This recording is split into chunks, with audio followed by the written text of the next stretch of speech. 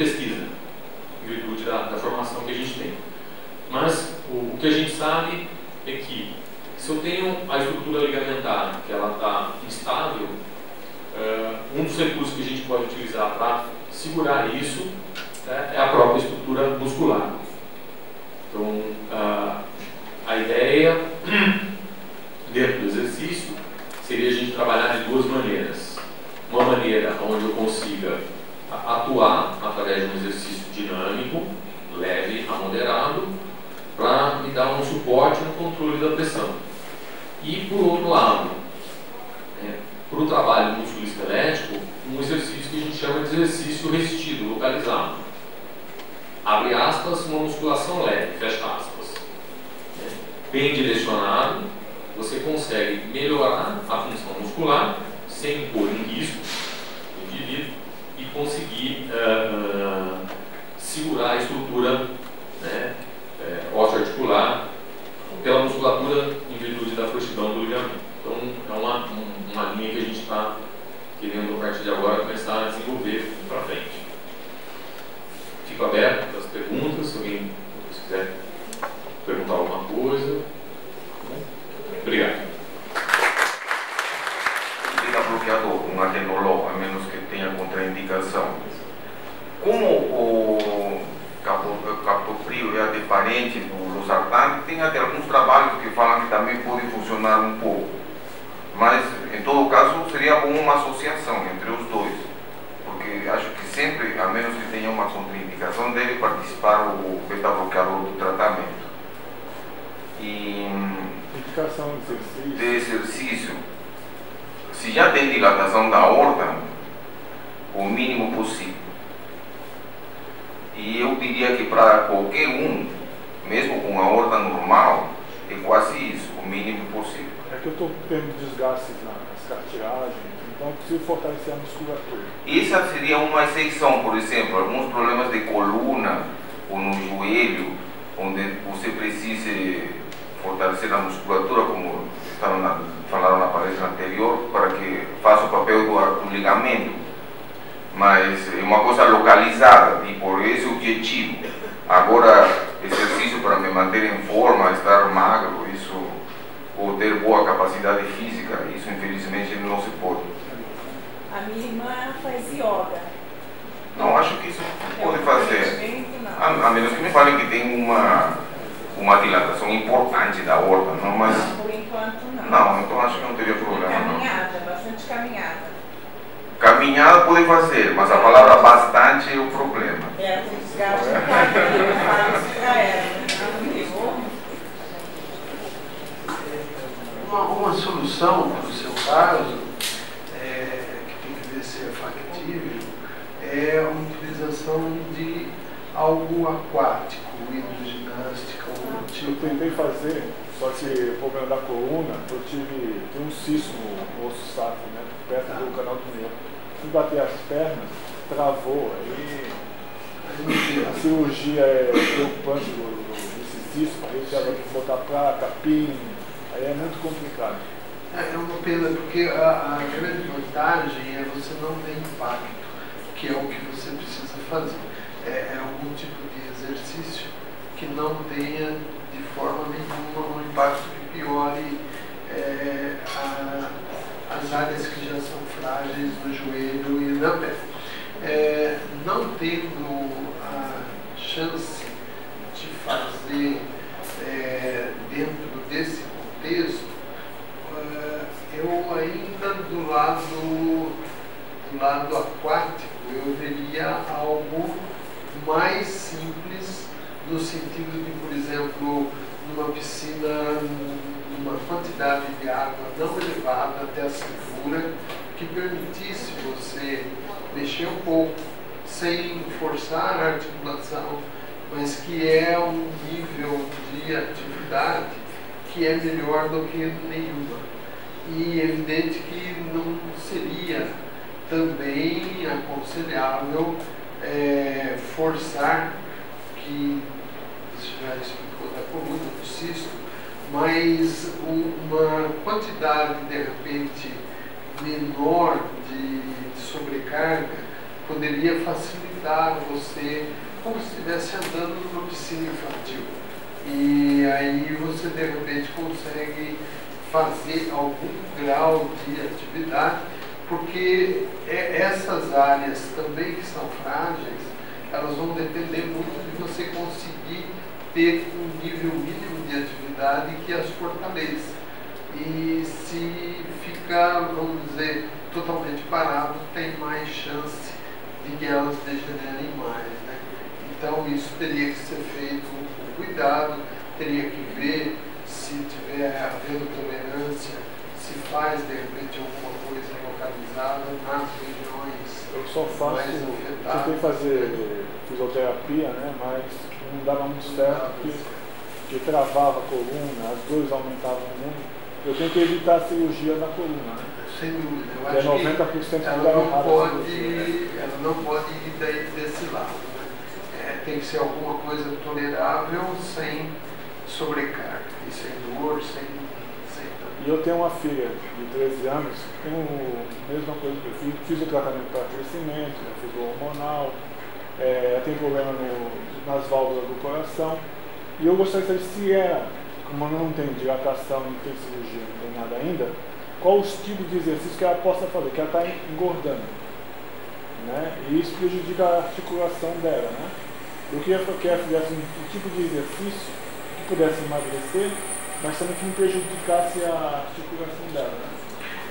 Aqui existe também uma dificuldade prática, que com a intensidade recomendada de atividade física pequena, ela não é suficiente per se para provocar emagrecimento.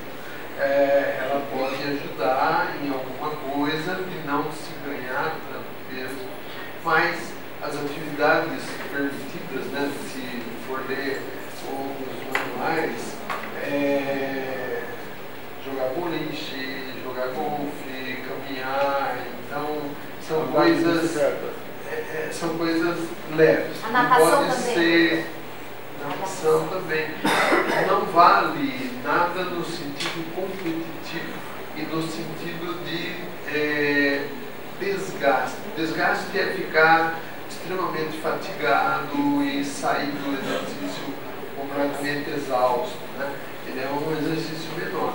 Agora, aí é mais, vamos dizer assim, o caminho mais eficiente é controlar a ingestão de hidrato de carbono, enfim. Porque é difícil de um adolescente, né? Essa parte, como ela não vai conseguir queimar muito, se ela diminuir a entrada, ela não consegue manter peso, né? E esse excesso de peso, com certeza, para ela não faz bem. Ela tem feito fisioterapia pilates, é uma coisa que não tem impacto, né? E tem melhorado principalmente postura, né? Para não ficar com aquela escoliose, né? Então é uma coisa que às vezes pode ajudar para ele. O Pilates tem sido recomendado, tem sido feito, né? Se o Paulo quiser falar também.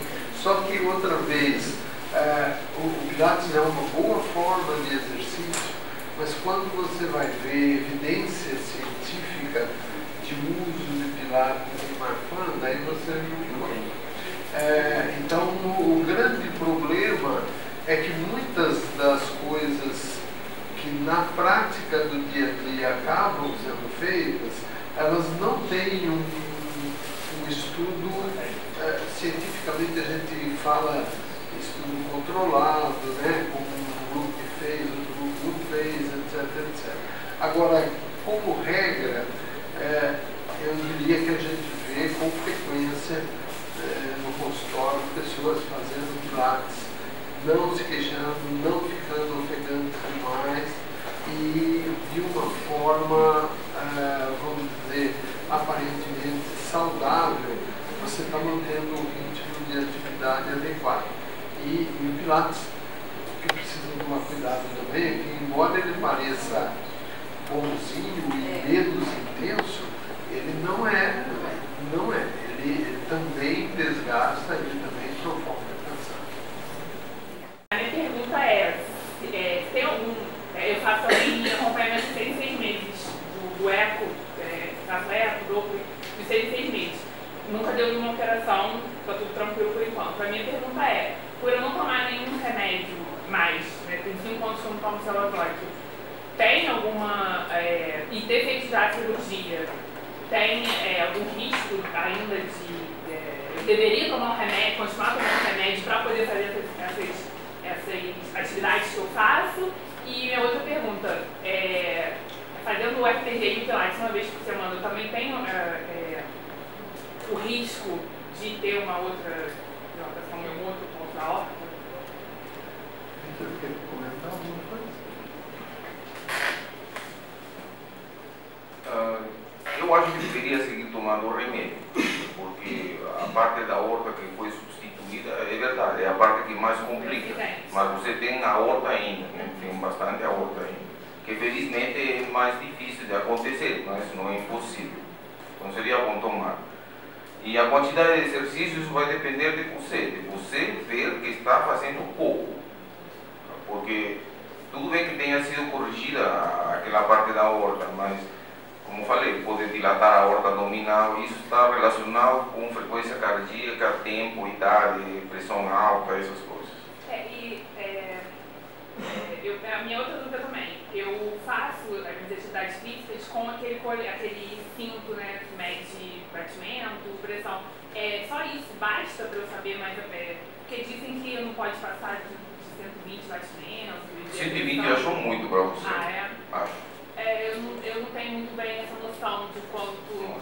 Se você dá uma corrida para alcançar o ônibus e subiu a 120, não tem problema. Não. Mas se você vai ficar na bicicleta a 120 durante 40 minutos, aí acho que não é bom para seu coração. Mas tem alguma regra, não sei, né? Existe algum limite ou então alguma forma... Não, eu duvido que exista esse número. É apenas uma coisa aproximada que você não deve chegar a esses níveis. Obrigada. Quer perguntar? Quem sabe eu... Pode falar. Não, lá de trás, ela está levantando a mão faz tempo. É porque essa questão física da minha filha, meu nome é Max, a minha filha Thalita, ela tem agora 19 anos e o diagnóstico foi muito tardio. Embora ela teve acompanhamento com os melhores especialistas do país, como o da Santa Casa, do Einstein, do Hospital das Clínicas, só descobriram que ela tinha marcado uns 15 anos de idade, ou seja, ela já tinha passado por uma cirurgia de uma escoliose de 145 graus, né? E depois acabou rodando a coluna novamente, ela deu entrada de emergência no Beneficência, 5 minutos lá eles descobriram que ela tinha marca, né? Então eu vejo que o diagnóstico às vezes é muito difícil, é muito difícil. E essa questão física que eles estão falando dos exercícios, até a fisioterapia, porque eu queria saber se o pessoal da Marfan, né, se tem uma associação que tenha acompanhamento, todo esse grupo de pessoas, né, como está tendo hoje aqui, para ajudar, porque lá em casa eu estou tendo problema com a questão das fisioterapias, porque alguns médicos, eu já cheguei de emergência no hospital e eles dizem assim para mim, eu falo, ela tem Marfan. E eles dizem assim, Marfan é uma doença benigna, Marfan não faz nada. Já chegaram a dizer isso para mim. Muitas das vezes a gente chega no hospital, aliás eu vivo em UTI, né? Então eu chego lá e eu falo, ela tem Marfan. Aí eles falam, tá bom. Aí eu vou para os exames. Quando eu volto aí, eles sabem sobre Marfan, ou seja, eles vão investigar, né? Então, assim, muitos não conhecem Marfan, então isso dificulta muito para a gente, né? E então tem a questão psicológica, que é bem complicada. No meu caso, lá em casa, como tem a Thalita, ela não tem um círculo de amigos, então é bem complicado lá em casa a questão psicológica, a gente já sofreu muito por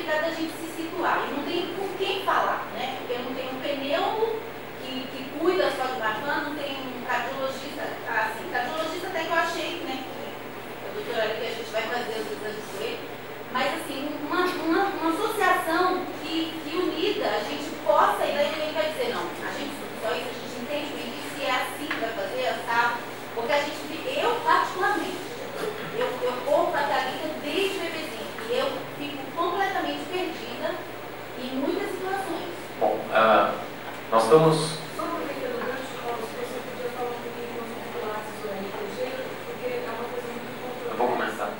Assim, eu acho que o Dr. Carvalho, todos concordam assim, esse trabalho, logicamente, não vai acontecer da noite para o dia, mas a gente vem já há anos, né, desde que se estruturou o grupo, e a partir daí também foi montado o Marfan Brasil, que é a Associação dos Pacientes com Síndrome de Marfan. Eu acho que todos nós estamos caminhando para alguma direção. Qual é a direção? Promover saúde. Promover saúde é oferecer, dentro do que a gente pode, a melhor qualidade de vida. Tudo bem? Cientes de que nós vamos ter limitações. Se a gente já tem saudável, quem tem a síndrome também tem a sua limitação. Então, esse é um primeiro passo. Eu acho que um ponto de partida em relação à população, a vocês, é se fortalecer com o Marfan Brasil. A gente fortalecer a associação, porque fortalecendo a associação não é uma pessoa, são várias pessoas que conseguem se mobilizar muito mais. Tudo bem? Em relação à parte de exercício, não tem nada muito certo, como o Dr. Carvalho falou e a gente pesquisou, com comprovação científica clara. Então, tudo acaba virando em cima de hipótese. E tudo vai em cima um pouco da experiência do indivíduo. Então, assim, Pilates é bom? Sim, Pilates é bom. Só que dependendo de como ele é realizado, ele pode fazer uma elevação da pressão arterial. E aí não é bom. Água é bom? Água é bom. Mas também, dependendo de como for realizado, eu posso ter o problema do empuxo e da flutuabilidade, eu posso sobrecarregar a articulação, que também não é bom. Então, o importante é que a gente consiga, progressivamente, estudando, pouco a pouco, isso vai demorar um pouco, infelizmente, não tem jeito, né? A gente não tem recursos suficientes ainda para ter uma abordagem muito rápida em cima de tudo isso, mas isso vai levar um tempo, né? A gente consegue ir trabalhando e dando segurança. Então, assim, esse trabalho que nós desenvolvemos com exercício, ele nos mostrou que até uma determinada intensidade, que ela colocou que ela usa fita para monitorar a frequência cardíaca, até uma determinada intensidade, no exercício agudo, ele se mostrou seguro. Ele se mostrou semelhante ao comportamento do indivíduo normal. Só que a população ainda é muito pequena, a gente precisa ampliar esse número, porque senão eu não posso particularizar esse aspecto. Bem? Então, assim, a 120 batimentos que orientaram para ela, eu preciso fazer um cálculo matemático que vai me dar uma noção se isso está abaixo ou em torno de 50% do esforço máximo que ela poderia fazer. Que é o que a Associação Americana, dentro de um artigo, se propôs como segurança. Então, eu posso fazer caminhada? Posso. Quanto? O suficiente para eu terminar ela pouco cansada. Bem, esse é o ponto de partida. O ponto principal que cria a dúvida é que, dependendo do esforço que você vai aplicar, você pode fazer uma elevação da pressão arterial. E aí isso vai te prejudicar. Dependendo de como você fizer isso, você consegue manter essa atividade, a atividade ser benéfica no controle da pressão arterial. Então, eu diria que hoje, com segurança, né, exercício leve é tranquilo. Agora, isso varia muito de pessoa para pessoa e varia muito do profissional que está aplicando. Então é difícil às vezes a gente passar para você de uma maneira aberta, porque eu tenho, né, uma particularidade, ele tem um pouco mais de lesão musculoesquelética. Então, assim, o que é leve para ele hoje? Então, isso acaba tendo que ser uma coisa individualizada. A mesma coisa o comportamento da medicação. Alguns tomam a medicação e têm uma resposta. Alguns tomam essa medicação e não têm essa resposta. Então, dentro disso que você está falando, a Thalita, eu tenho escadas em casa. Só o fato dela subir as escadas, ela chega na parte de cima dos quartos, ela chega extremamente cansada, assim, desgastada. Isso quer dizer, então, que só o fato dela subir as escadas, isso é um problema, é muito para ela? É isso? Pode ser que sim, pode ser que não. Pode ser que ela seja um problema do descondicionamento, em virtude da segurança e eu não faço nada, como pode ser realmente que para ela aquele esforço seja demasiado. Mas o fato dela subir todos os dias, várias vezes durante o dia, isso já não dá um condicionamento? Dá. Então, aí se todas as vezes,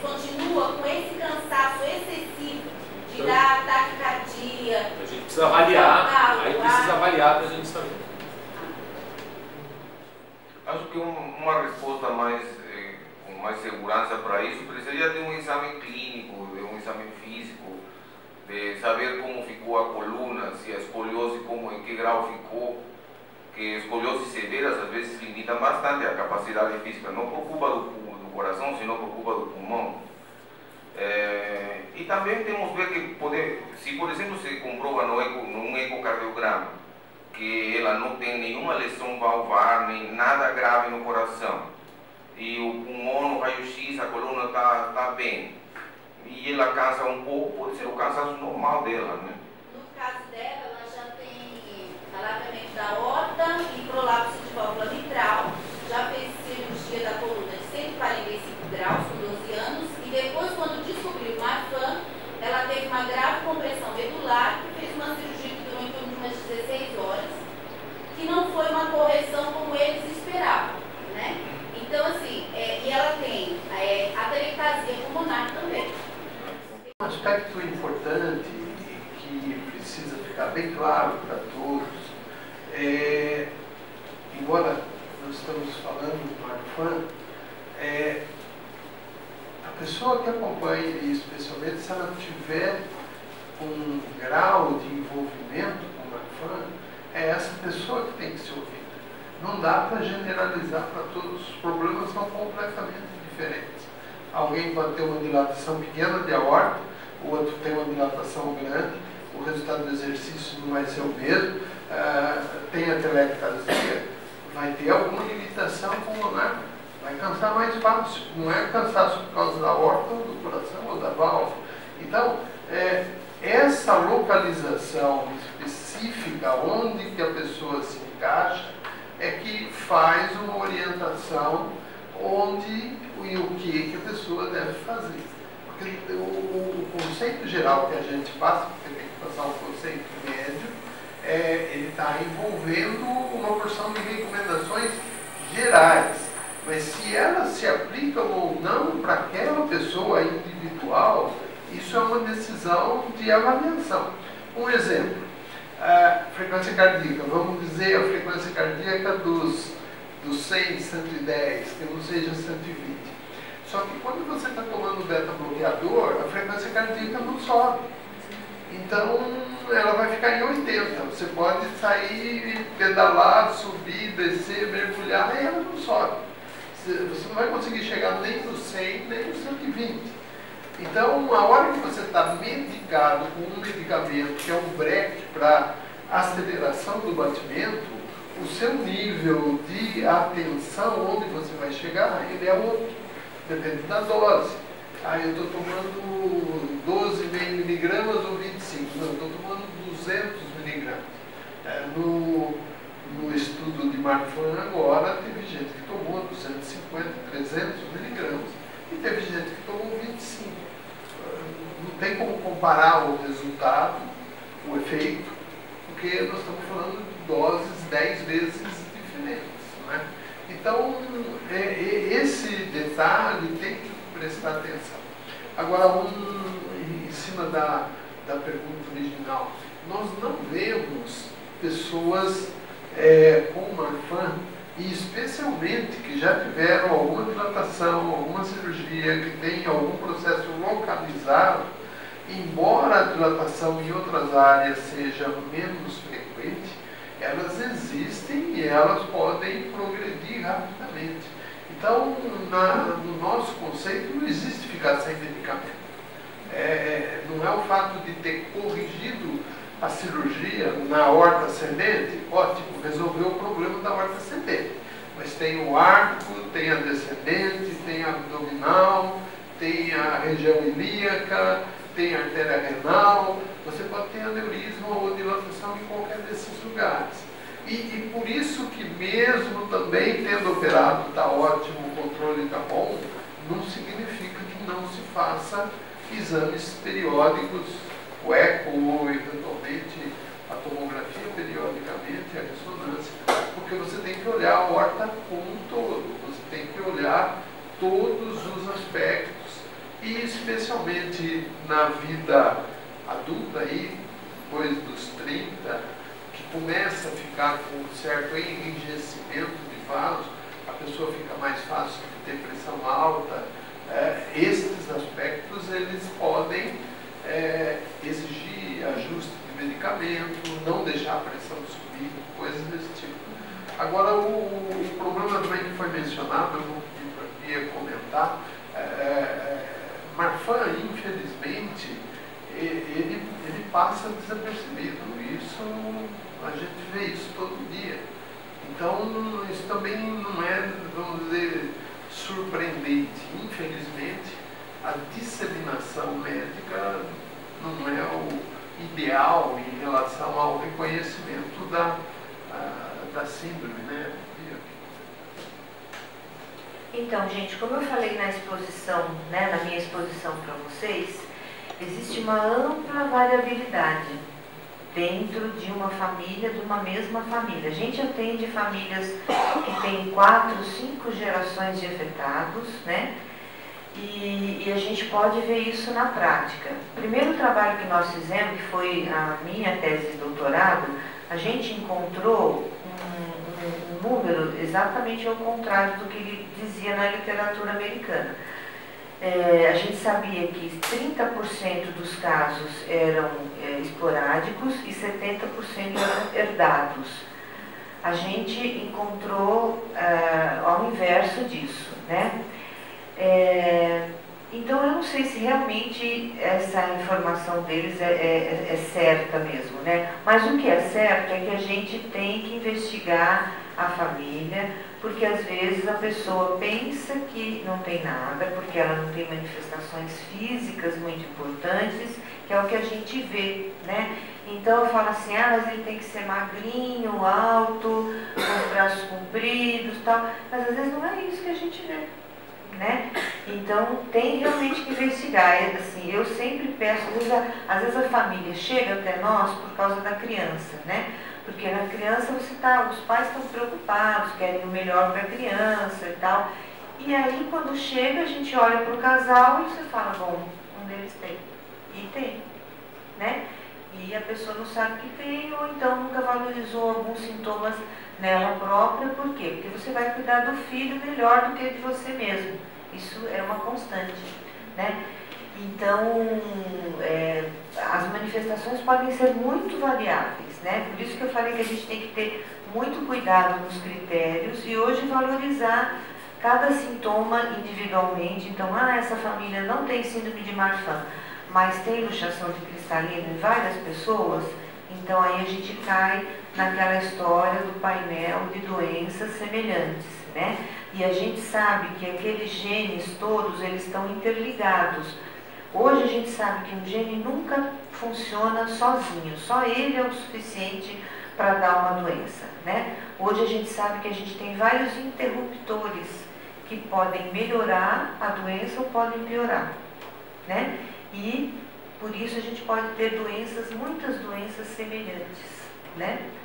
E a gente também tem que levar em conta isso, não só a variabilidade de apresentação clínica dentro da família, mas considerar também as doenças que são semelhantes para a Assunção Marfan, né? Que na prática a gente tem que tratar e fazer o segmento do mesmo jeito, né? É que hoje a gente abriu um pouco o leque de doenças semelhantes. Infelizmente nós chegamos atrasados, e eu vou pegar acho que é importante também,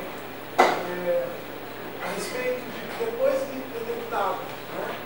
Existem níveis de pessoa para pessoa, pelo gancho que ele estava falando, a síndrome às vezes desenvolve diferente de uma pessoa para outra. Então, desenvolve diferente de uma pessoa para outra. Eu posso estar diante da síndrome de Marfan mesmo, ou posso estar diante de uma doença semelhante. Ou seja, que eu vou ter só aneurisma da aorta e a alteração esquelética, mas não vou ter alteração ocular, e as mais variadas combinações, né? Na prática a gente vai tratar tudo do mesmo jeito e fazer o segmento tudo do mesmo jeito, né? Mas por isso que a gente vê situações diferentes. Tá? Eu já vou passar. Juliana, comenta alguma coisa. Você já viu algum problema agudo ocular decorrente de exercício, trauma, coisas que tenham complicado uma evolução de um paciente que estava instável após algum tipo de evento desse tipo. Apesar da gente sempre falar cuidado com exercício de impacto, tem risco de descolar a retina, tudo, a gente eu não vejo na prática isso acontecer, o que é uma boa. Tá?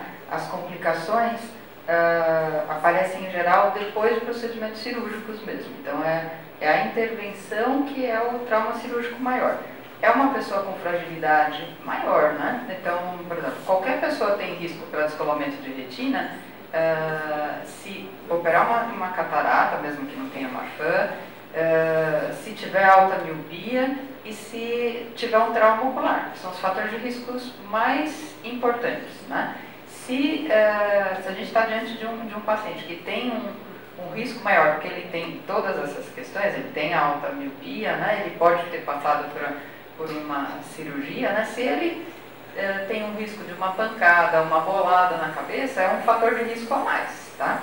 Por sorte a gente não vê tanto, a gente vê os problemas acontecerem, talvez porque as pessoas tomem o cuidado de não se submeterem a questões assim de impacto, mas esse risco existe. Deixa eu só pegar um gancho, acho que já deve melhor para as pessoas.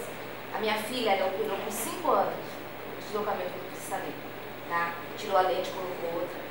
E o oftalmo sempre focou naquilo, sem exercício, sem nada, pancada de bola, que era perigoso mesmo descolar. Um dia, ela, um copinho de Danone, ela tomou, bateu, descolou, operou de novo. Mas eu digo assim, faz 10 anos já que ela operou, zerou a miopia, ela está super bem. Mas esses cuidados para não bater a parte dos olhos. A minha irmã também tem síndrome de Marfan, né? E a gente descobriu na década de 80, com a doutora Birne Santos, né? E a gente foi fazer exames de vista, fez a dilatação. Nessa dilatação, minha irmã deslocou o cristalino dela. Na época não tinha o que fazer. Hoje ela está com 40 anos, né? Ela tem quase não enxerga uma vista e da outra substitui a outra, né? Tem como fazer uma cirurgia agora, nessa idade? Quanto tempo passou? Foi 30 anos mais ou menos. Depende de onde está esse cristalino, né? E às vezes ele fica caído lá no vítreo e está fora do eixo visual, né? Se a pessoa deita, ele vem para frente e tampa a visão. Mas em posição de cabeça elevada, ele vai para baixo e ele não atrapalha. A gente coloca uma correção óptica para fazer, às vezes, desse cristalino e deixa ele quietinho lá atrás. Mas em Santos o pessoal aconselha não operar, porque quase ninguém conhece esse... pode ser arriscado ou pode ajudar. Um médico falou para ela que não, depois que deslocou, passou tanto tempo, não tem o que fazer mais.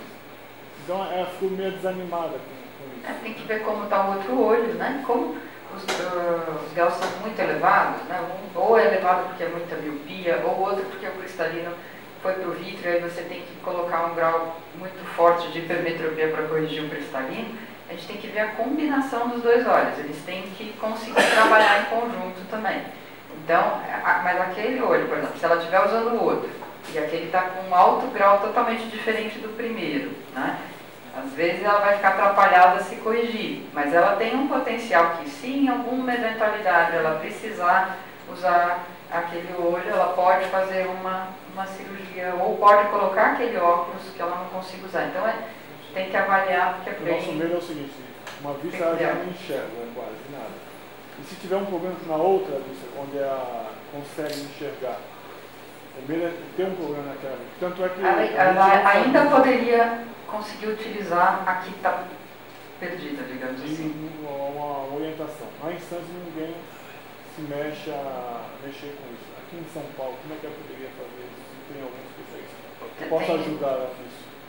Um especialista de retina e vítreo costuma ser o mais indicado, porque tem a possibilidade de mexer na parte de retina e buscar um cristalino que está lá atrás, fixar uma lente se for o caso, então talvez essa seja uma possibilidade. Doutora Juliana, Meu filho tem 27 anos e 5 graus de miopia. Ele pode fazer a cirurgia de correção ou não? A gente não busca corrigir o grau, a gente busca corrigir a dificuldade visual. Então, se com 5 graus de miopia ele tem uma boa qualidade visual, deixa ele com a miopia dele. É totalmente diferente de miopia em outra situação de outras pessoas. Aí a gente vai ter assim, um cuidado mais do que redobrado de tentar não intervir. Doutora, no caso do teste vestibular, eu lembro com uma criança que tem 9 anos de idade, não tem 20 de vestibular, né? Nesse caso aí, é aconselhável ela fazer cirurgia? Então, vale a mesma coisa daquele slide que eu mostrei, da qualidade visual e a refração. Se tiver 20 graus e estiver enxergando, fica lá com os 20 graus. Se pode ter 2 graus e não estiver enxergando, aí tem indicação. Então, é diferente o grau e a cuidado visual. Então, só examinando mesmo para saber. Só complementando, doutor. A gente não pode voltar para a cardiologia? Só complementando. A minha cunhada, ela não tem nada, na vista que é irmã dele, ela consegue enxergar tudo, ela não usa óculos, nada. E a outra visão está totalmente prejudicada pelo deslocamento. Né? Não seria aconselhável fazer uma cirurgia? Só vendo, né? Só examinando para saber. Aonde está esse cristalino, né? Qual que é o grau, qual que é a diferença de grau. Ela tem essa vantagem que ela está enxergando muito bem. Ótimo. Bom, Patanol é um colírio antialérgico, tá? Seria para evitar que ela esfregasse os olhos, né? A lente de contato, a gente tende a colocar numa pessoa que já é responsável em matéria de higiene, de lavar a mão, conseguir não ter uma infecção pela manipulação da lente. Então, 9 anos é cedo, mas às vezes a gente não consegue um resultado adequado com um óculos, e aí a lente de contato é uma opção, mas precisa muito os pais estarem envolvidos na história, para que se essa for a indicação, possam fazer da melhor forma para não haver contaminação. Eu tenho uma pergunta que até então não tem nenhum profissional aqui que possa responder, mas quem sabe a parte cardiológica e o terapeuta possa responder. O endócrino, ele tem no site, tem duas profissionais que estão fazendo um teste, né, um trabalho de pesquisa, com contenção de crescimento. Conter o crescimento do paciente isso poderia ajudar, assim, seria uma solução para o problema cardiológico, do médico. O que vocês poderiam falar para a gente dessa pesquisa? Bom, como eu vejo frequentemente aos pacientes, eles me contam, né? Deve ter mais de 20 meninos e meninas que fizeram esse tratamento que eu tenho visto. Ele não ajuda nem atrapalha o coração. Ele não faz crescer mais rápido a aorta, nem porque para de crescer a aorta para de crescer. Nenhuma das duas coisas. É mais uma questão, no fundo, meio estética e pela incomodidade, se a pessoa for muito alta, né? Aí, nesse lado, afeta um pouco mais as mulheres. Porque é mais ruim ser muito alta que um homem ser muito alto. Mas é só isso. Agora, o tratamento é um tratamento que você tem que conversar bem, decidir se vai fazer, porque tem bastantes efeitos colaterais. Eu não diria que nenhum é grave, mas são efeitos colaterais que às vezes podem atrapalhar. Agora, eu somente vi 1 ou 2 vezes que foi necessário suspender o tratamento, ou seja, que os pais, a criança, preferiram ficar sem tratamento e crescer, pelos efeitos colaterais. Pode dar acné, porque você tem que acelerar a puberdade, né, a adolescência. O menino está com 12 anos e tem que ficar como se tivesse 16, 18, de um momento a outro. É por isso. Doutor, a mesma criança dos olhos, né? Ele tem 9 anos de idade, tem 1,70 de altura. A mãe mora no Rio e não pôde vir, quando a criança fez uma cirurgia.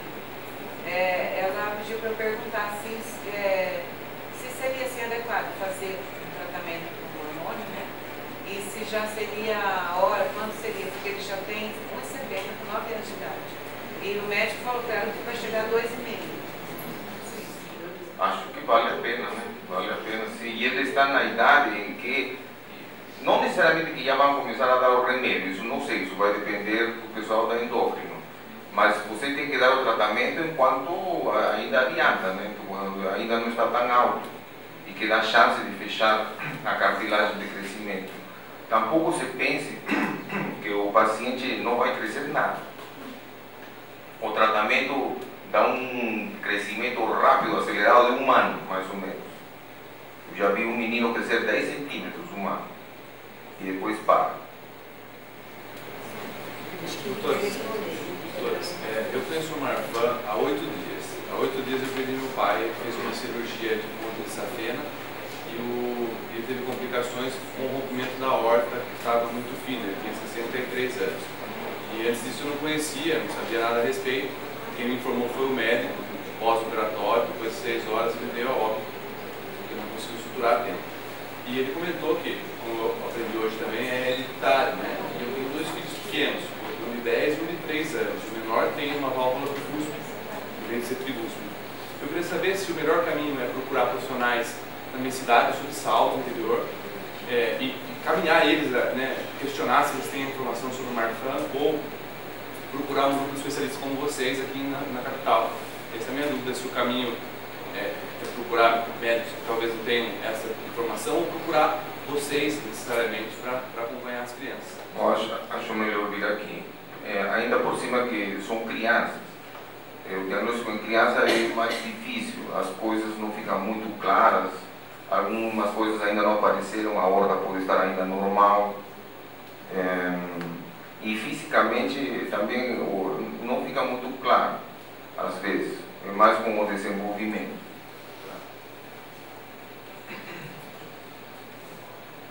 Então, gente, isso é uma coisa até que já vieram me perguntar, né? Antigamente a gente tinha livre acesso para atender qualquer paciente no Hospital São Paulo, hoje não é mais assim, né? Mas existe sempre a saída de você procurar um posto de saúde na sua cidade, você precisa de um especialista, vai passar por um médico, precisa de um especialista que não tem na sua cidade. E existe uma rede da Secretaria de Saúde do Estado de São Paulo que vai te encaminhar para um lugar que você possa fazer todo esse tratamento, né? Em geral, eles encaminham para a Unicamp ou encaminham para São Paulo, né? Então você pode pedir, porque aqui tem um grupo de especialistas e tudo, e aí você vai marcar consulta através da Secretaria de Saúde sem problemas, e a gente vai fazer toda a avaliação inicial que a gente tem que fazer. Então, mesmo para ter o diagnóstico? Para ter o diagnóstico, como era o seu pai fisicamente, tudo o que aconteceu, quantos filhos ele tinha, como era o pai e a mãe, como são vocês, como são os filhos de vocês, né? Então a gente vai conversar sobre isso e aí então pedir os exames complementares. Eu olhando para você, acho que você não tem, né? Meu pai não aparentava também não nada, aparentava. era... E aí a gente entra naquela outra história que eu estava falando, né? Bom, de repente ele tinha só dilatação da aorta e não tinha as características de Marfan. E aí mais uma vez a gente está diante de uma outra doença semelhante, mas que não é Marfan. Mas a gente tem que avaliar no mesmo modo. Tá? Existe um aspecto também, aliás, dois comentários em cima disso. A válvula aórtica bicúspide, ela é associada bastante no desenvolvimento com dilatação da aorta, mesmo que não é Marfan. Então, a válvula aórtica bicúspide é um sinal de que esse indivíduo tem grande chance de ter aneurisma de aorta no futuro. Quer dizer que vai ter, mas ele precisa do acompanhamento. O segundo aspecto, e que é uma situação que envolve especificamente as pessoas familiares com Marfan, eu admiro muito vocês das dificuldades, são dificuldades em múltiplos órgãos, tem que batalhar bastante simples, não são fáceis, não é do jeito que a gente gostaria. Nós já tivemos funcionamento numa situação muito melhor do que hoje. As limitações de saúde, de volume de atendimento, de ter que seguir uma regra de atendimento, ela é um problema muito sério, porque se nós temos aqui vários pontos, vamos dizer, do que seria uma rede de atendimento, qualquer falha em qualquer dos pontos interrompe o processo. E muitas vezes a pessoa, como foi claro aqui, o problema maior de um é do lado da endócrina, o problema maior do outro é o oftalmo e assim por diante.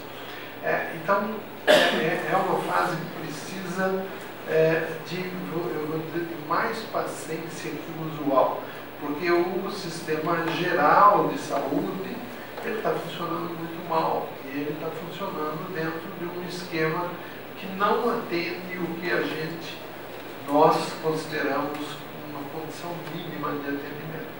Evidente que a gente faz o que pode, todos se esforçam, todos tentam cobrir as dificuldades, mas as coisas estão dentro de um sistema que está funcionando extremamente complicado.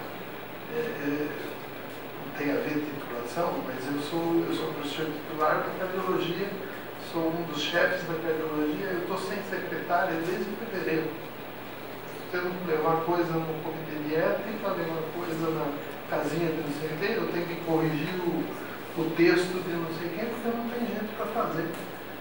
Então, são absurdos que, na verdade, eles estão acontecendo porque o sistema deu uma desregulada grande e, especialmente nas síndromes e nas doenças com problemas múltiplos, essa facilidade de tentar juntar todo o atendimento, ela está sendo prejudicada. Eu não posso, por exemplo, hoje, do jeito que está funcionando, a gente chega na ortopedia e fala assim, me atende um Marfan por semana, e eles falam assim, eu estou com a minha regulação esgotada, eu tenho que esperar a secretaria mandar e autorizar. Bom, mas aí, sabe, para uma pessoa que pode esperar, tudo bem, para uma pessoa que é uma urgência maior, não dá para acontecer isso. Então, esses problemas são problemas que tem que ter um certo, vamos dizer assim, carregar esse peso aí, mas por outro lado, o que a gente enfatiza demais é que pegando os casos numa fase inicial, a gente tem esse tempo. O grande problema são essas tragédias de descobrir no centro cirúrgico. O centro cirúrgico não é lugar de descobrir que tem Marfan. Então, nessa altura, o equipamento, o pessoal, quem está operando, não está preparado para, ao invés de fazer uma ponte, ter que operar um Marfan. E esse diagnóstico precoce é que ele tem que ser perseguido, ele tem que ir em pessoas que têm experiência para ter esse resultado. Gente, enquanto eu tenho um filho que tem Marfan, já foi diagnosticado, né? Às vezes, quando o usuário de vocês, o grupo de vocês, o que a gente pode fortalecer junto com a sociedade, a associação, para a gente fazer uma pressão e conseguir, por exemplo, eu estou sentindo falta do Dr. Wagner, que era a referência que eu pedi. Eu estou sentindo falta da psicóloga, que eu acho extremamente também importante fazer parte do grupo, né? Então, a gente, quanto usuário, o que a gente pode estar se fortalecendo junto com a associação para tentar melhorar essas condições que nós temos hoje nesse quadro. Eu acho que essa é uma parte extremamente importante do modo que eu vejo. Eu vou dar um exemplo muito que para mim é um exemplo de mãe. O pessoal de HIV, eles conseguem as coisas funcionarem como se HIV fosse a doença mais importante do planeta. HIV é responsável por 3, 4% dos óbitos. 3, 4%. Coração mata 32%. E HIV é muito mais atendido na rede do que coração. A força das ONGs que trabalham em cima de HIV é brutal.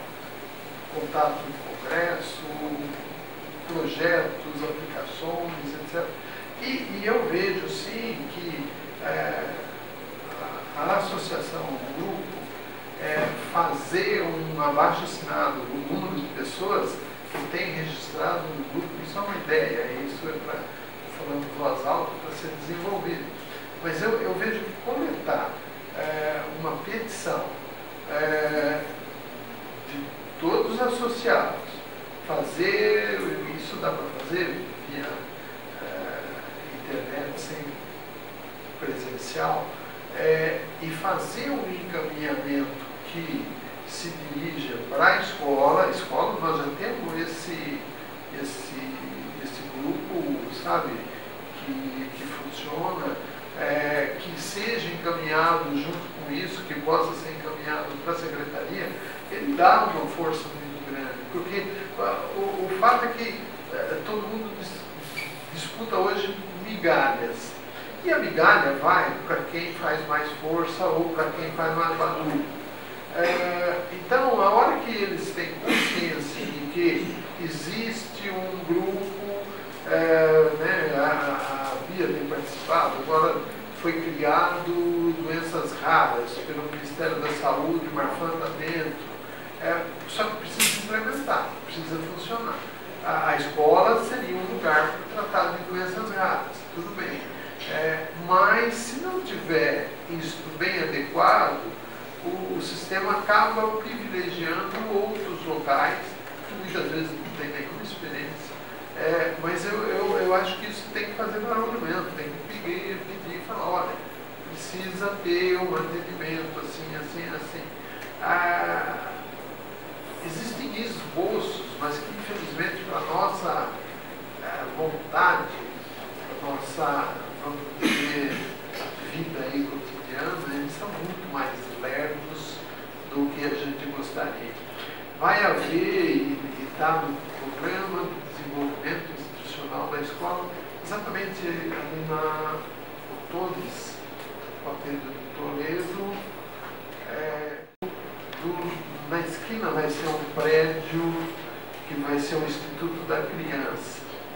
No Instituto da Criança, que nós participamos do desenho, nós pedimos um espaço e foi dado um espaço para um atendimento multidisciplinar para a Marfan.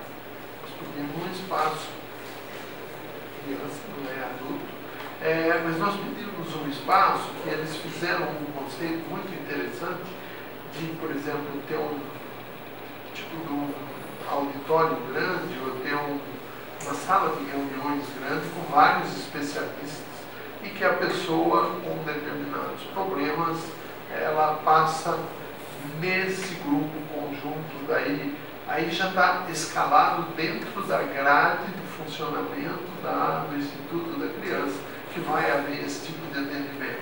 Então aí ele fica dentro da rotina e você cria uma condição de funcionamento melhor. Tem que construir o prédio, vai levar tempo. Mas isso com certeza é um tipo de caminho. Agora, nós precisamos de mais coisas, nós precisamos de mais gente, porque o Dr. Wallace fez o doutorado e ele saiu e foi embora. A psicóloga, a mesma coisa, Maria José, que era uma das responsáveis, hoje ela está em Aracaju. Então as pessoas se movem e tem que haver uma cadeia que permita a substituição, porque senão o sistema interrompe, né? Mas se não houver essa gritaria ou essa briga para que haja um conhecimento do que está acontecendo, isso acaba não sendo bem adequado. E surgem incongruências brutais. coisas assim que a gente não vê como aceitáveis, mas que no dia a dia funcionam assim. A escola tem um grupo, e aqui a escola é um lugar, existe um conceito que eu vou ser breve para vocês, chama vaga zero, dentro da Secretaria da Saúde. Vaga zero é para uma situação absoluta de emergência, gravíssimo, um cara que deve, tem grande chance de morrer muito rápido. O hospital que entra no programa de vaga zero de uma determinada doença, ele não pode recusar aquele gasto. Ele não pode recusar. O Hospital São Paulo é vaga zero para aneurisma de aorta. E não é vaga zero para Marfan. Então, a Secretaria, quando fez o programa, ela criou o aneurisma de aorta, mas ela não pôs que Marfan é a causa em jovem mais frequente de aneurisma de aorta. Então, o aneurisma de aorta nosso, que está em acompanhamento, que nós queremos operar, porque já está no momento de indicar, ele tem dificuldade de internar.